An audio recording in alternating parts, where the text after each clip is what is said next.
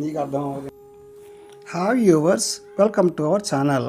బ్రహ్మదేవుని 4 ముఖాల గురించి భాగవత పురాణంలో ఏముందంటే, తమసో నిష్కృతం జ్ఞానం ఏన సర్వం ప్రపశ్యతి చతుర్ముఖేన బ్రహ్మాసీత్ నృష్యర్థం జగతో నృప.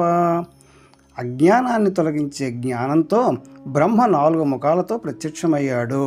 జగత్తు సృష్టి కోసం ఆయన 4 ముఖాలు కలిగాయి. వేదాల ప్రతీక. ఋగ్వేదో ముఖం తూర్పే, యజుర్వేదో ముఖం దక్షిణే, సామవేదో ముఖం పశ్చిమే, అథర్వణవేదో ముఖం ఉత్తరే. బ్రహ్మదేవుని 4 ముఖాలు 4 దిక్కులకు తిరిగి ఉన్నాయి.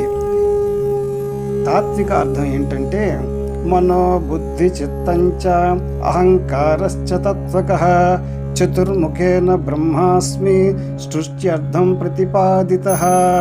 బ్రహ్మదేవుని 4 ముఖాలు మనస్సు, బుద్ధి, చిత్తం, అహంకారం అనే 4 అంతరంగ తత్వాలను సూచిస్తాయి. శివుడు 5వ ముఖాన్ని నాశనం చేయడంతో 4 ముఖాలు మాత్రమే మిగిలాయి. 4 ముఖాలు 4 వేదాలకు ప్రతీక. Thank you for watching.